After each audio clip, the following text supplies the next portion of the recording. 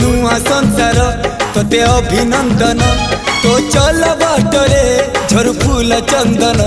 तो चल बाटरे झर फूल चंदन समयर चक्का भौरी घुरे घुरे फूले कांदनालो चढ़ीबु तू फूल सवारी